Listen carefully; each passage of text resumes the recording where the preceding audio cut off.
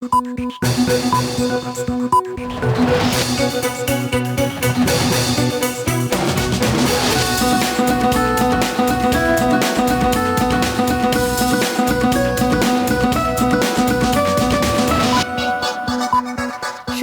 স্বাগত মাছরাঙা সংবাদে। আপনাদের সঙ্গে আছি আমি নাবিলা ফেরদৌস।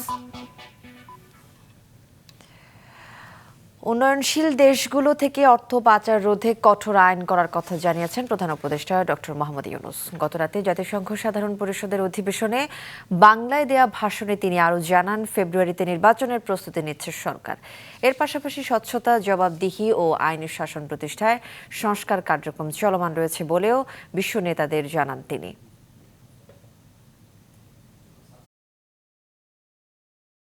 আসসালামু আলাইকুম রহমতুল্লাহি ওয়া বারাকাতুহু।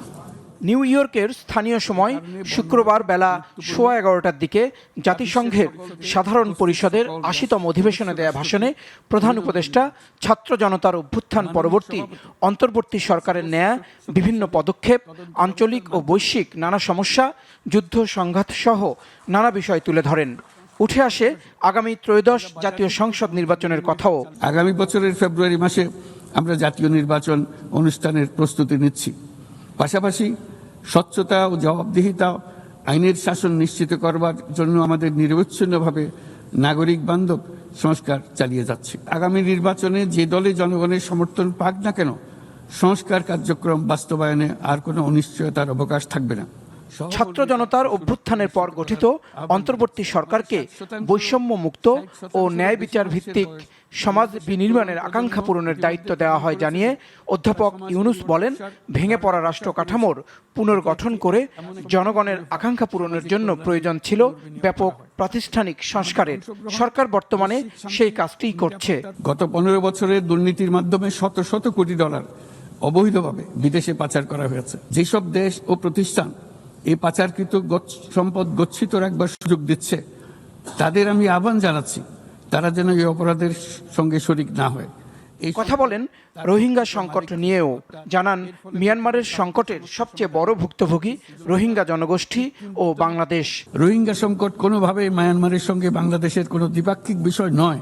আন্তর্জাতিক সম্প্রদায়কে অবশ্যই মায়ানমার সরকার এবং রাখাইনের অন্যান্য অংশীদারদের উপর ইতিবাচক পরিবর্তন ও দ্রুত রাজনৈতিক সমাধানের জন্য চাপ প্রয়োগ করতে হবে।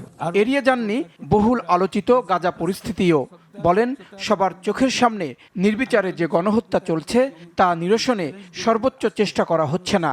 এ অবস্থা চলতে থাকলে ভবিষ্যৎ প্রজন্ম ও ইতিহাস ক্ষমা করবে না। বাংলাদেশের জনগণ এই বিশ্বের বিবেকবান নাগরিকদের পক্ষ থেকে আমি আবারও জোরালো দাবি জানাচ্ছি যে পূর্ব জেরুজালেমকে রাজধানী করে একটি স্বাধীন ফিলিস্তিন রাষ্ট্র গঠনের মাধ্যমে এই সমস্যার দ্বিরাষ্ট্রীয় ভিত্তিক সমাধান এখনই বাস্তবায়ন করতে হবে। বর্তমানে বিভ্রান্তিমূলক এবং ঘৃণা ছড়ানো বক্তব্যের প্রচার গুরুতর উদ্বেগের বিষয় হয়ে উঠেছে বলে মন্তব্য করেন অধ্যাপক ইউনূস।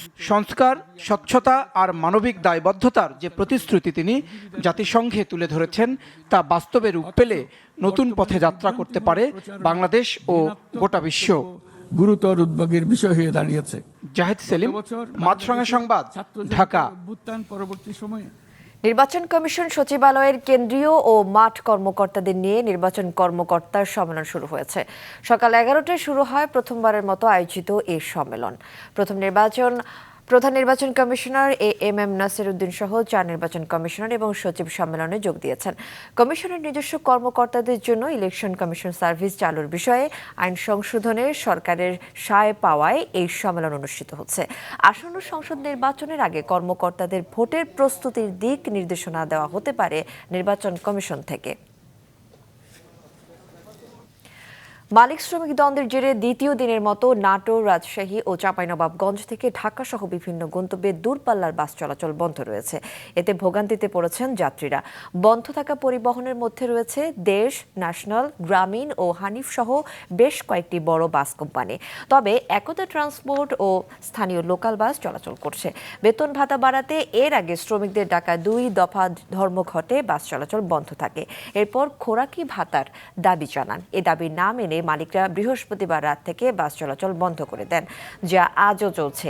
এ বিষয়ে স্থানীয় বাস মালিক সমিতির নেতারা জানান, শ্রমিকদের দাবি দেওয়ার বিষয়টি আলোচনার মাধ্যমে দ্রুত সমাধানে উদ্যোগ নেওয়া হবে। ঢাকায় যাব, আজকে হঠাৎ করে সকালবেলা কাউন্টারে এসে দেখি কাউন্টারটা বন্ধ, কিন্তু এইটার জন্য আমরা চরম দুর্ভোগে আছি।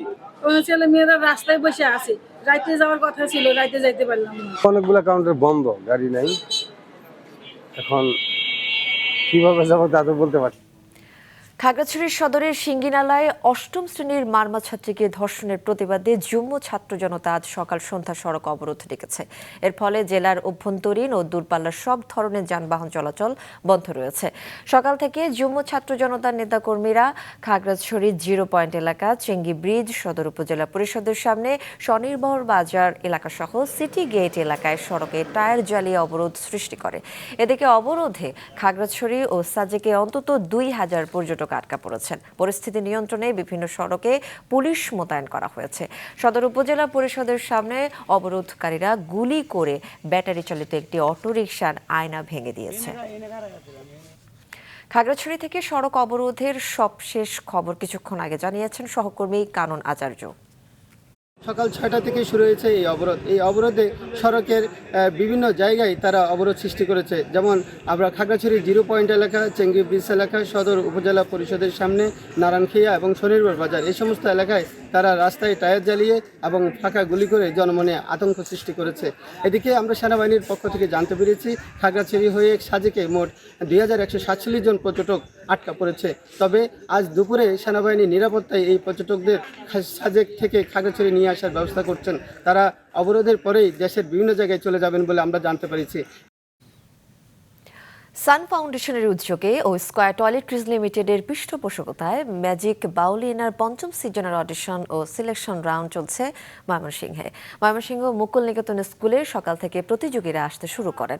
শুধু ময়মনসিংহেই রেজিস্ট্রেশন করেছেন 4000-এরও বেশি প্রতিযোগী।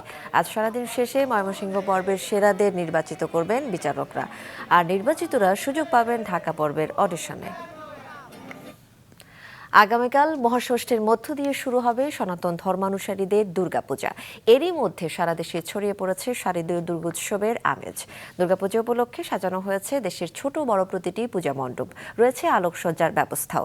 এরই মধ্যে বিভিন্ন মন্দিরে প্রতিমা স্থাপন ও পূজা উদযাপনের সকল প্রস্তুতি শেষ। মহাষষ্ঠীর জন্য অধীর আগ্রহে অপেক্ষা করছেন ভক্তরা। বাংলাদেশ পূজা উদযাপন পরিষদের তথ্য মতে এবছর সারা দেশে 33,355টি পূজা মণ্ডপে দুর্গাপূজা অনুষ্ঠিত হবে। গত বছর সেই সংখ্যা ছিল 31,461টি। দর্শক, এ ছিল এখনকার মতো। ফেসবুকে আপডেট পেতে ভিজিট করুন মাছরাঙা টেলিভিশনের পেজে, ইউটিউব চ্যানেলেও দেখতে পারেন আমাদের সংবাদ, প্রতিবেদন ও অনুষ্ঠান। আমাদের পরবর্তী সংবাদ দুপুর 2টায় দেখার আমন্ত্রণ রইল।